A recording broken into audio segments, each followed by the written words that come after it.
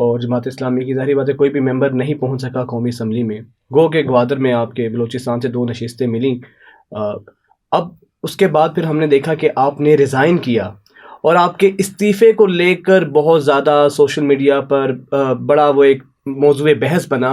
اور پھر کچھ لوگوں نے یہ بھی کہا کہ یار ایک طرف جماعت اسلامی یہ کہہ رہی کہ یہ الیکشنز یہ مینڈیٹ جعلی ہے, ہمیں ہروایا گیا ہے, کراچی کے اندر احتجاج بھی کیا گیا, اور دوسری جانب اسی وقت اسی لمحے میں آپ کا ریزائن آ جانا بطور امیر جماعت.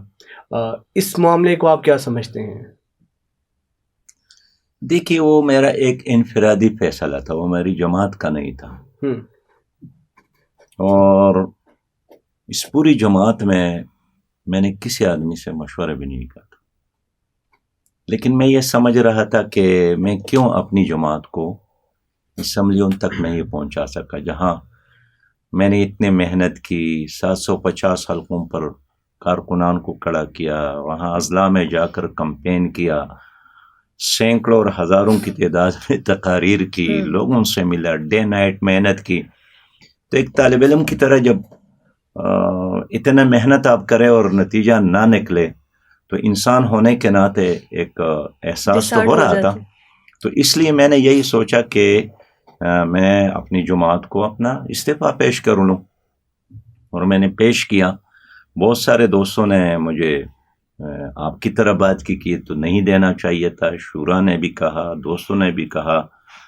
اور میں کراچی گیا تھا تو 1-2 گھنٹے مجھے اپنے چھوٹی بیٹی فاطمہ نے کہ مجھے وجہ بتا دو, میں جو وجہ بتا دو. اچھا فاطمہ بھی بالکل اتنا وہ مجھ پر غصہ تھی, اور مجھے بٹھایا تھا کہ ہلنا نہیں ہے جب تک آپ مجھے وجہ نہ بتائیں, جسٹیفائی نہیں کریں. میں نے ان سے پوچھا کہ آج کون سے ٹیچر نے آپ کو پڑھایا, کسی نے مارا تو نہیں, غصہ تو نہیں, کہ انہوں نے کہا نہیں ادھر ادھر کی بات نہ کرے, آپ نے استعفیٰ کیوں دیا ہے.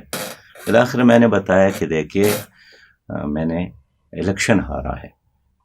تو انہوں نے پھر مجھ سے پوچھا کہ الیکشن ہارا ہے, ہمت تو نہیں ہارا ہے نا جی؟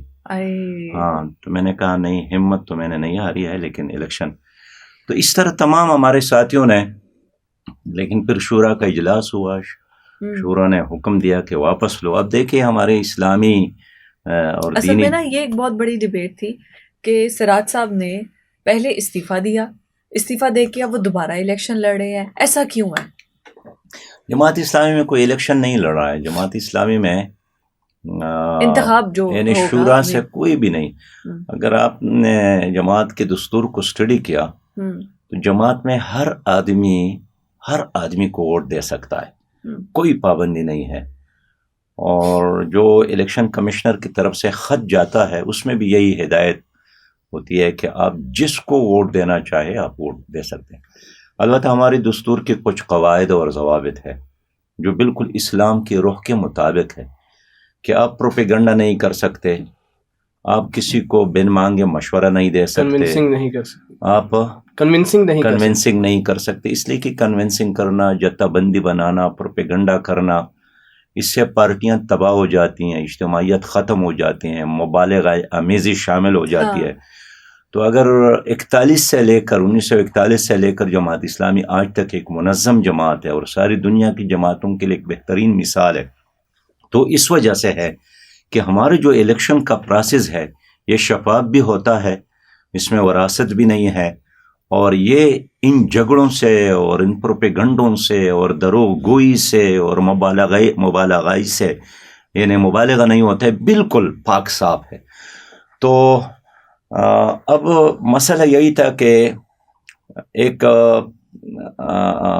کارکن امیر کی بات مانتا ہے, لیکن امیر کس کی بات مانے گا؟ یعنی اگر ہم کہتے ہیں کہ اللہ کی بات مانو, پھر رسول کی بات مانو, پھر جو تمہارا امیر ہو اس کی بات مانو, ایک اسلامی اجتماعیت میں اب سوال یہ ہے کہ یہ امیر کس کی بات مانے گا؟ اب جبرائیل امین تو آتا نہیں ہے کہ آپ ان سے پوچھے کہ جی مرضی کیا ہے اللہ تعالیٰ کا.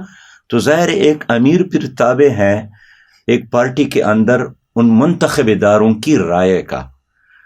تو جب ان کی رائے آئی کہ آپ واپس لے, تو میرے لیے اس اصول کی بنیاد پر کوئی اور راستہ نہیں تھا, اس لیے میں نے اپنی شورا کی بات مان لی.